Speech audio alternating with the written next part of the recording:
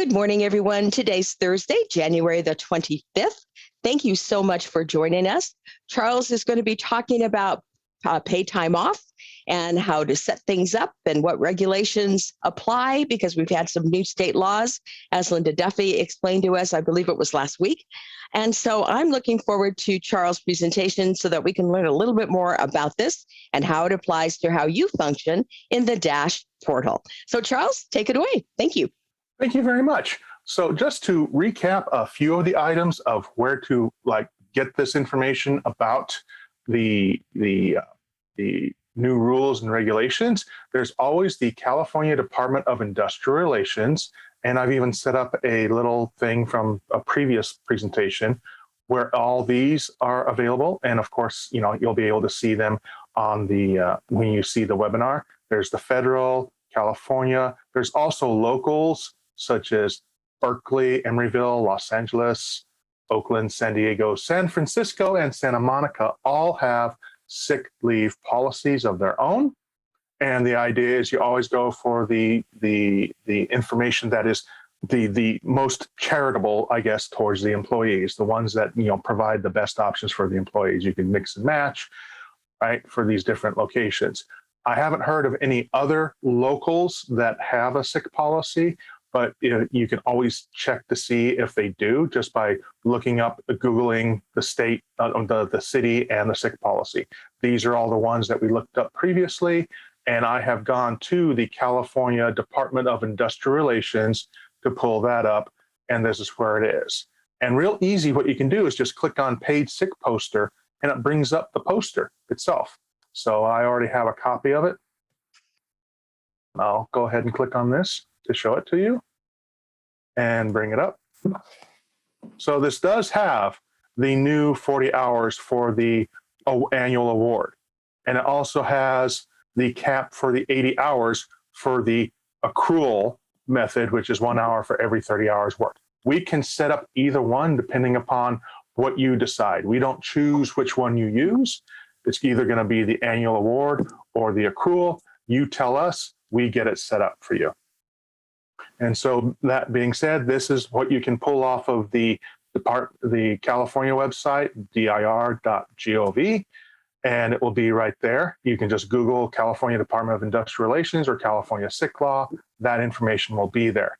Now, the other thing that we have, when you tell us that you need a sick policy or a vacation policy, we have a form that you can fill out for that so we can set up the policy itself. And so I'm going to bring that form up right now, this accrual setup checklist. And so we have the information, company name, and then what type of policy. What do you want it to be called, right? You can have sick pay, PTO, vacation. You can have multiple ones. You can have ones for hourly people versus salary. All of that, just depending upon how you want it to be set up. Or you could have one overarching PTO policy that includes sick, vacation, whatever time off people may have. It just has to, when you do that, at least meet the minimum requirements by law. Then you can set up tell us what the accrual method is. Annual, per pay period, even an hourly accrual. We can set up an accrual based on the number of hours worked. Okay, and you can then tell us if it's all hours, which would include things like if they're at jury duty or something like that, or all worked hours. And then you can have regular salary only, however you want to do it, or specific earning codes, types of earnings or code groups. Is there a probationary period? 90 days, 60 days, whatever, you can let us know. And then we have here this accrual table. Now, our system looks at the number of months. So you can easily just put in the length of service is like how many months from the date of hire, or say after a year, or say after 2 years. And you can have multiple rates of accruals based on that information. The balance maximum, that will be how much they can have at any given time. The total max, that is that is something that will do a combination of both how much they've used and how much they've accrued. So generally speaking, we do not use that field. We use the balance max and we use the carryover max. And also we can use max used and max accrue. And that is all, described down here in this information down here below. And so you fill this out and you go through, you look at what time frame is being used for the accrual's 12-month period, right? Is it annual from January 1st, or is it the employee's anniversary date, or if it even follows July 1st through June 30th, the middle of the year. Some people do have it that way. How do you want to handle negative balances? What do you want to appear on the check stub, right? Who is eligible? We can set up different eligibility requirements, like we can set it up to where we can have a group of employees that have this automatically set up on them based upon certain criteria. Are they a part-time? Are they full-time? And you have to put that criteria in on the employee when you add them. So that way it will figure that out. Start date options. If employee no longer fits criteria, should accrual be ended automatically? Things like that is stuff that you can fill out on this, right? And you send it to us, and then we set it up in the system. And so when we set it up in the system, all right, so I'm in here, and the policy has been set up. How can I tell? I can tell myself because I can go into company and I can see that the policy is here. So we have a PTO policy. This is all the information you provide us. This is where we set it up, right? Advanced options, accrual tables. This is where, after 6 months, they get this rate per pay period. After 36, this rate per pay period, and so forth. And then what you do is when you're adding an employee, it gives you at the end of it the option to add in their PTO. If you don't use that, you would go into, say, Johnny Appleseed right here, and then you would go into their PTO class under time off, and this is where you would add it to them. So I'm just going to go ahead and click down here and hit add, and then it's allowing me to select the PTO class. And so I select PTO, and I can adjust the length of service. Let's say they've been with us for 10 years, but they only became a full-time employee and eligible for this PTO in this year, right? Like January, let me get this to show January 1st. So that is their adjusted length of service. That system will now use this as an override. Normally it will use their hire date. This will allow it to look at this and go, they've only been eligible for this, not since their hire date, but since this date. So they accrue as if that is the hire date. That's an important distinction if you have multiple rates based upon their length of service. If they're not eligible at part-time and they become full-time, this keeps them from getting credit for having been there as a part-time worker when they weren't eligible. That's important. This last accrue date will keep the accrual from occurring until that date has passed. So that's if you're seeing something in here, you want to make sure that that date is in the past, or you can put it as a future date to tell it when it's going to go into effect. We do have overrides where you can put in a different rate if this person is, say, under a contract where they have a different rate for their accrual than normal. And you can use that in combination, say, with the adjusted length of service. Let's say that they're under a contract where they're supposed to have been get the rate that you get if you've been there 5 years, but they just started this year.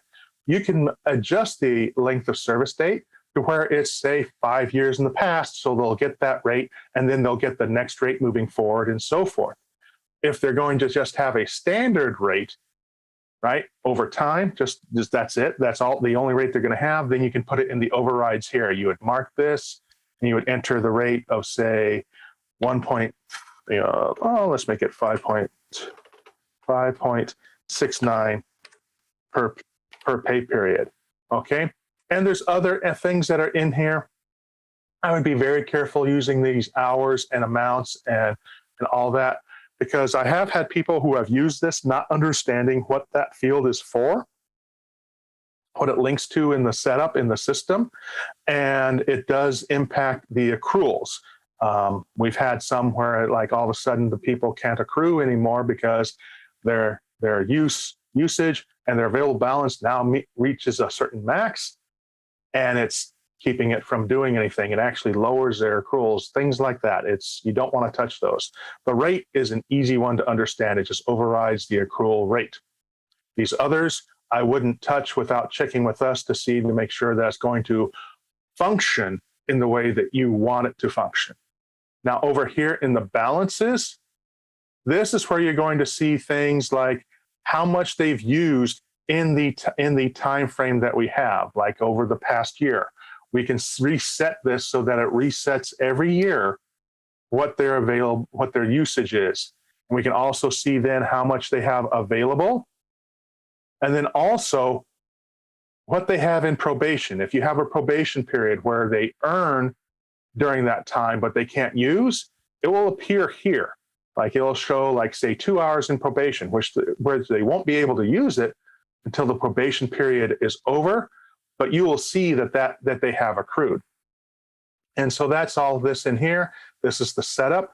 And again, unless you have it to where your employees or a group of employees have that policy load up automatically, you do have to enter this for them. And you can do that either on an existing employee, or you can do it on an employee when you are hiring them.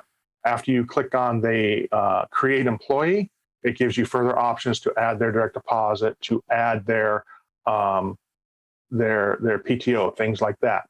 So I'm just going to hit cancel right here. So I'm not actually going to be adding this. But what I am going to do is I'm going to go to PTO history. And this is a useful tool here, because right here, you know how you've probably had people coming up to you going, why is my balance like this? And it's like, oh, I don't know. I'm going to go check.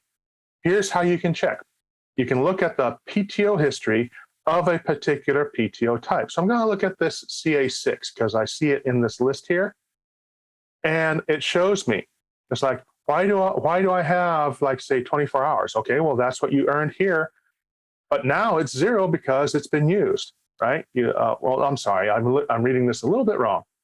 You see that they earned it right here in July, right? This is the earning, this is the usage, and this is the balance. All right. Now, why isn't it more?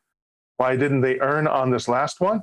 Because the maximum they are allowed is 24. So that's why the earning here is 0 and the balance is 24. And they have to use again in order for that balance to change if it's an accrual policy.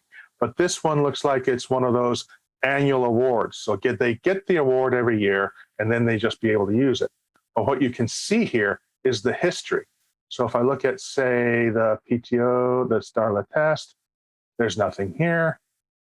And SIC 1, there's also these right here. This is an example of one that is an accrual policy instead of the award. So we see the 2.67 right here. Then we see the 3.67, and we see how that changes the balance. And we see the balance change over time. And the person may come up to you and go, why is my balance lower? Well, that's because you used 0.83.